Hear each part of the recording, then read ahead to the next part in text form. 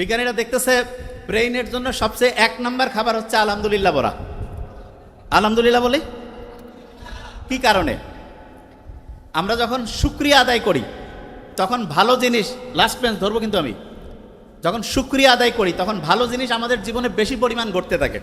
শুকরিয়া আদায় করলে যেই লোকটা অসুস্থ হয়, মাথা ঠিকভাবে কাজ করে না, মন মেজাজ খারাপ, এদের বেশিরভাগ জনের সাথে কথা বলবেন, দেখবেন যে জীবন সম্বন্ধে কোনো রকমের আলহামদুলিল্লাহ নাই, খালি অভিযোগ, খালি মেজাজ গরম। একজন আরেকজনের সম্বন্ধে শুধু হচ্ছে সমালোচনা। খেয়াল করছেন কি? বাসা থেকে শুরু করে সব জায়গায় মিলান, যেই লোকটা সবচাইতে বেশি মেজাজ গরম, অন্যের উপরে রাগ হয়, অন্যের সাথে হচ্ছে খারাপ আচরণ করে, দেখবেন সেই লোকটা নিজেও কিন্তু শান্তিতে নাই। কারণ আল্লাহ নিজে বলছে তুমি যদি শুকরিয়া আদায় করো আমি বাড়াই দিব, আল্লাহ নিজে বলছে। এবং বিজ্ঞানীরা এখন দেখতেছে যে যত বেশি শুকরিয়া আদায় করে তার ওই পজিটিভ জিনিসগুলো তত বেশি পরিমাণ হয়। আমরা এখানে যারা যারা আছি প্রত্যেকেই একটা কথা এখন উচ্চারণ করব, আমাদের প্রত্যেকের অসাধারণ অসম্ভব ভালো একটা ব্রেইন আল্লাহ দিয়েছে। বলি আলহামদুলিল্লাহ, এটা বলি প্রত্যেকের অসাধারণ অসম্ভব শক্তিশালী একটা ব্রেইন আল্লাহ দিয়েছেন। আচ্ছা, মাথার মধ্যে যে ব্রেইনটা আছে এইটার ওজন প্রায় 1.5 কেজি। কত? 1.5 কেজি ধরবো। আচ্ছা, 1.5 কেজি ওজনের একটা ব্রেইন এই খুলির মধ্যে আছে, টের কি পাওয়া যায়? আপনি হাতের মধ্যে 1.5 কেজি নেন তো কেমন শক্ত লাগে না? ওজন লাগে না? মাথার মধ্যে যে 1.5 কেজি ওজনের ব্রেইনটা আছে, এই যে সহজে সালাম ফিরাচ্ছি, এদিক ওদিক যাচ্ছি, সামনে পিছনে ইয়া করতেছি, ওই রকম কি 1.5 কেজি ওজন মনে হয়?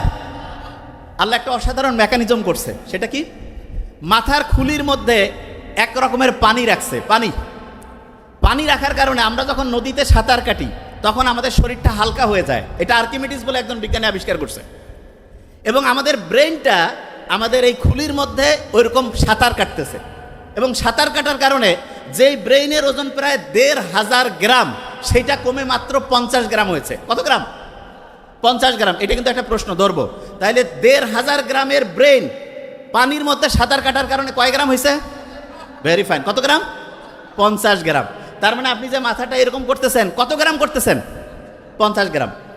আমরা যখন মায়ের গর্ভে ছিলাম না, এই যে লাস্ট বেঞ্চ, মায়ের গর্ভে যখন ছিলাম, মায়ের গর্ভেও কিন্তু আমরা এরকম সাঁতার কাটতাম। এবং আল্লাহ এত সায়েন্টিফিক, মায়ের গর্ভে যখন আমরা ছিলাম মাকে লাথি মারতাম, গুতা মারতাম, কিন্তু মা যে কষ্ট করতো, এই জন্য মায়ের আলাদা একটা মর্যাদা আল্লাহ দিয়েছেন। এবং মুহাম্মদ সাল্লাল্লাহু আলাইহি ওয়াসাল্লাম তো আমরা এটা জানি যে সম্মান করবো কার? মায়ের, তারপরে কার? মায়ের, তারপরে কার? মায়ের, তারপরে কার? বাবার। তার মানেটা কি? তার মানে যে যত বেশি পরিশ্রম করবে, যে যত বেশি কষ্ট করবে, তার মর্যাদা আল্লাহ তত বাড়ায় দিবে। আমরা যারা মুসলমান সমাজের আছি, আমাদের সবচেয়ে শ্রেষ্ঠ একটা বৈশিষ্ট্য হইতে হবে চেষ্টা করা, পরিশ্রম করা। 1 নম্বর বৈশিষ্ট্য কি হবে? চেষ্টা করা, পরিশ্রম করা। পরিশ্রম আর চেষ্টা করার যে স্টাইলটা, সেইটা আল্লাহ আমাদের গোটাল ডেইলি রুটিনের মধ্যে অলরেডি দিয়ে দিয়েছেন। কিরকম? মুসলমান যারা 5 ওয়াক্ত নামাজ পড়ে না, 5 ওয়াক্ত ফজর যখন আমি নামাজ পড়ি, নামাজ পড়ার পরে আমরা অনেকে মূর্খ, তো নামাজ পড়ার পরে ইচ্ছা মতো ঘুমাই গেলাম, তার লাভটা কি হইল? আল্লাহ নামাজ পড়ার পরে আমাদেরকে পরিশ্রমে যাওয়ার জন্য সবচাইতে বেশি হচ্ছে উদ্বুদ্ধ করছে। নামাজ শেষ করো, তারপরে তোমার জীবিকা অন্বেষণে বের হয়ে যাও। জীবিকা অন্বেষণ মানেটা কি? স্টুডেন্ট যারা, সে কি টাকা ইনকাম করবে? নো, তার প্রধান কাজ কি? পড়াশোনা করা। তাইলে আমি ফজরের নামাজ যখন পড়লাম, তারপরে আমার প্রথম কাজ কি হবে? পড়াশোনা করা। কি করা? পড়াশোনা। পড়াশোনার ক্ষেত্রে সবচেয়ে ভালো বুদ্ধি যেটা, সেটা হচ্ছে আগে কোরআন পড়ে নিব। যেমন প্রফেসর মুখতার আহমেদ স্যার বলছেন, পড়ি লাভটা কি সেটাকে বুঝতে হবে। কোরআন শরীফ যখন আমি পড়বো, নিউ ইয়র্ক টাইমসের নাম শুনছি আমরা। নিউ ইয়র্ক টাইমস একটা খুব বড় রকমের হচ্ছে পত্রিকা।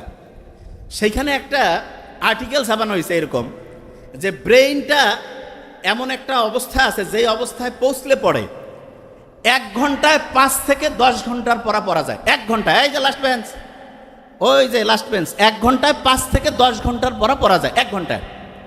এবং সেই অবস্থাটা তার একটা নাম দিয়েছে। কি নাম? Flow state. কি নাম? আচ্ছা, আমি বানানটা করি, FLOW, ফ্লো স্টেট। তা ওরা ফ্লো স্টেট তৈরির জন্য 5টা উপাদানের নাম বলছে। কয়টা উপাদান? 5টা উপাদান। এবং খুব মজার ব্যাপার, সেই 5টা উপাদান তৈরির জন্য যে আলাদা আলাদা 5টা কাজ আছে, সেই 5টা কাজের যে সামারি, সেই কাজটা আল্লাহ নামাজের মধ্যে কোরআন পড়লে সেই সিস্টেমটা চালু করে দিয়েছে। বুঝি নাই? একজনকে বললাম যে ভাই তুমি ABCDE 5টা ওষুধ খাবা আলাদা আলাদা, আর একজনকে বললাম যে ভাই তোমার 5টা ওষুধ আলাদা খাওয়ার লাগবে না, জাস্ট একটা ছোট্ট ট্যাবলেট আছে, সেইটার মধ্যে 5টার সব কানেকশন আছে, কোনটা বেশি দামি হইল? বুঝে নাই? একজন ডক্টরের কাছে গেছে 5টা আলাদা আলাদা ওষুধ দিছে, আরেকজনের কাছে গেছে বলছে তোমার এই 5টা খাওয়া লাগবে না, একটা খেলেই 5টার কাজ করবে। তাহলে কোনটা বেশি ভালো ডাক্তারই হইল? ওই একটা কাজ হচ্ছে নামাজ পড়া, কোরআন পড়া। কোন কাজ? বুঝি নাই, বিশ্বাস করি না তো আমরা।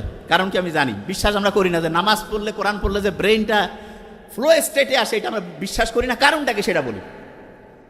ব্রেইনের মধ্যে 2 রকমের নিউরন আছে। কয় রকমের? 2 রকম। আমার এটা ডান হাত না, এটা কি হাত? এরকম 2 রকমের নিউরন আছে। এক রকমের নিউরন আমি যদি ভালো চিন্তা করি সেটাতে সে হেল্প করবে, শুনতেছি।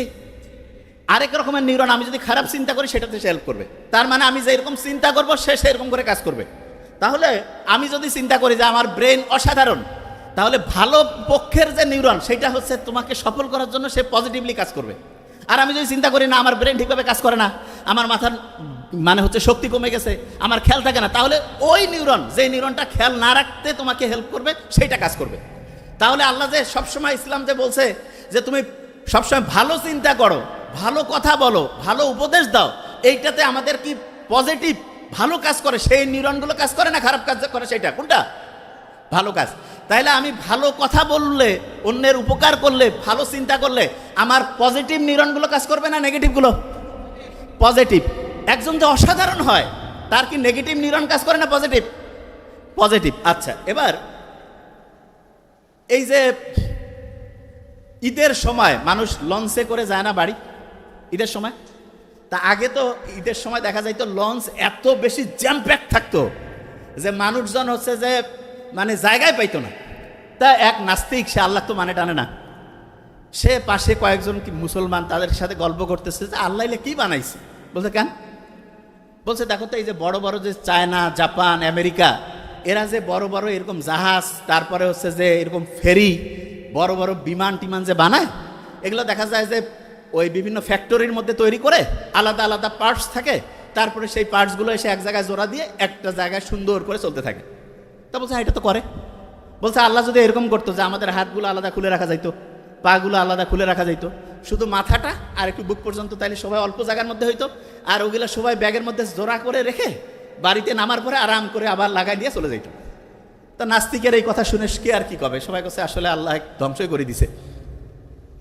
ফজরের ওয়াক্তর সময় সেই নাস্তিক ঘুম থেকে উঠছে, উঠার পরে আশেপাশে যে আছে সবাইকে ডাকতেছে, ডাকার পরে বলতেছে ভাই আমাকে উজু করার সিস্টেম শিখাই দাও। বলছে কেন? কয় ভাই আমি যা করছি জীবনে বড় ভুল করছি, এখন আমাকে ঠিক হওয়া লাগবে। কেন, কি হয়েছে? বলছে গতকালকে আমি বললাম যে আল্লাহ যদি এরকম প্রত্যেকটা হাত পা আমার আলাদা আলাদা করে ছোট ছোট করে, ওই যে বড় গাড়ির যেমন স্ক্রু আলাদা করে খুলে খুলে ব্যাগের মধ্যে রাখা যায়, সেই সিস্টেম যদি আল্লাহ করতো, আর আমিও তো নিশ্চয়ই তাহলে ব্যাগের মধ্যে ওইটা রাখতাম। তা ব্যাগেরটা গতকাল যে ব্যাগের মধ্যে আমি আমার হচ্ছে টাকা পয়সা আর কাপড় চোপড় রাখছি, ওই ব্যাগ তো হারাই গেছে। যদি আমার ওই হাত পা ওই ব্যাগের মধ্যে রাখতাম তাহলে এটা তো নাই হয়ে যেত, আমি বাড়ি যাইতাম কেমন করে?